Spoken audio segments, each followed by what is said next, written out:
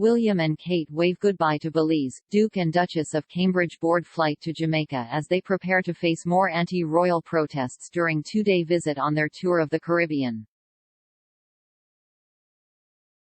The Duke and Duchess of Cambridge have boarded a flight to Jamaica and waved goodbye to Belize as they prepare to face further anti-royal protests during their tour of the Caribbean. A coalition of Jamaican politicians, business leaders, doctors and musicians have called in an open letter for the British monarchy to pay slavery reparations as the country marks its 60th anniversary. And the group staged a protest today outside the British High Commission in Jamaica's capital, Kingston, ahead of William and Kate's arrival in the country for a two-day visit to mark the Queen's Platinum Jubilee. The letter, quoted by the Independent newspaper, says, "We note with great concern your visit to our country Jamaica, during a period when we are still in the throes of a global pandemic and bracing for the full impact of another global crisis associated with the Russian-Ukraine war. Many Jamaicans are unaware of your visit as they struggle to cope with the horrendous fallout of the COVID-19 pandemic, exacerbated by pre-existing social and economic hardships inherited from our colonial past.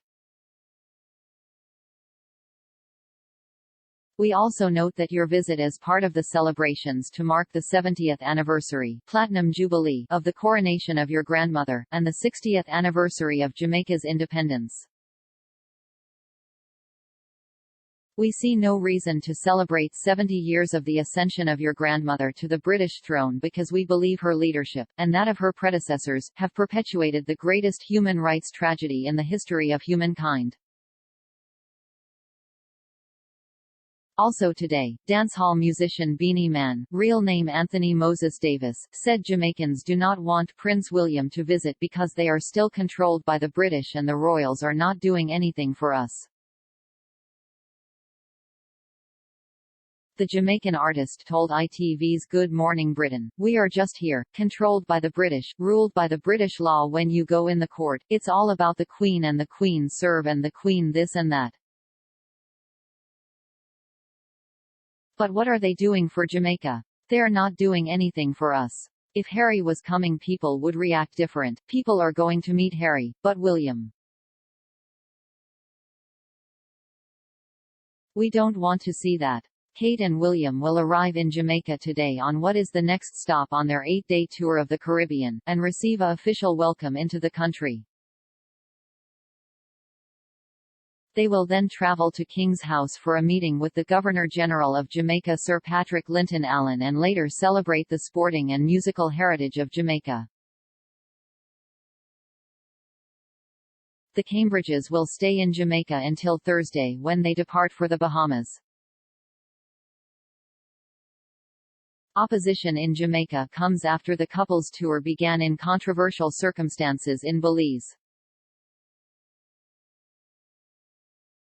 Kate and William were forced to pull out of their first major engagement following protests from villagers who were angry at being told they had to tidy up their football field to allow the couple's helicopter to land in it so they could visit a nearby cocoa farm.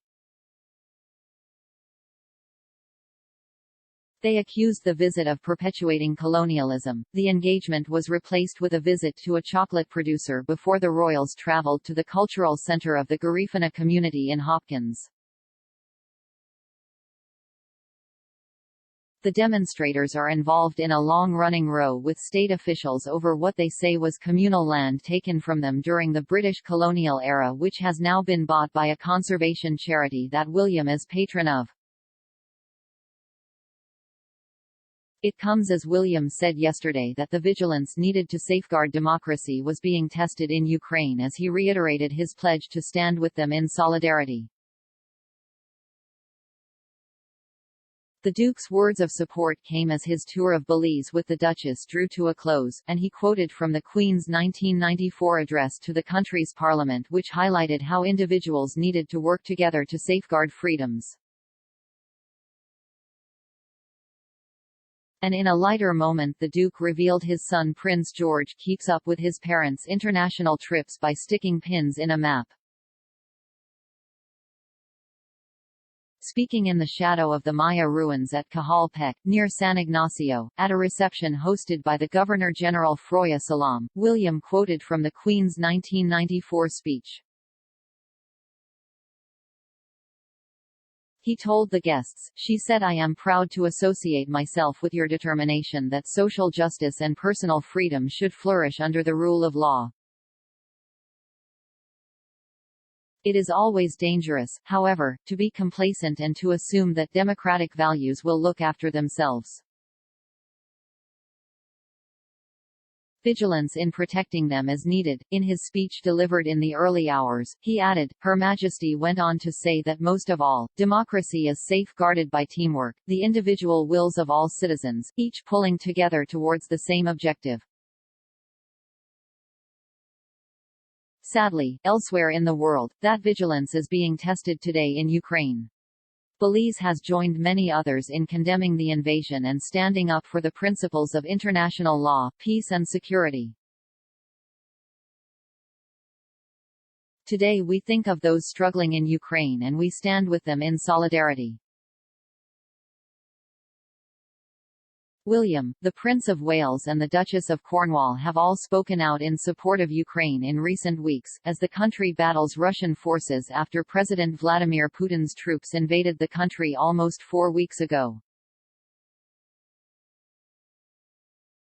The Duke also passed on the very warmest wishes from my grandmother, the Queen of Belize, on the occasion of her Platinum Jubilee. Speaking about his son George during the reception held to mark the Queen's Platinum Jubilee, the Duke said, "We let them know where we are and he finds us on the map and puts a pin in it and shares with the others." The Duchess wowed the guests wearing a stunning vibrant metallic pink dress designed by Vampire's wife with a Maya embroidered bag. The couple met community leaders, well-known Belizeans, and members of government, in the presence of the Prime Minister, Johnny Brienco. In his speech, William also highlighted Belize's fight against COVID, telling the guests, "The last 2 years of the COVID-19 pandemic have been hugely challenging, but it is reassuring to have heard from so many people that things are on the up."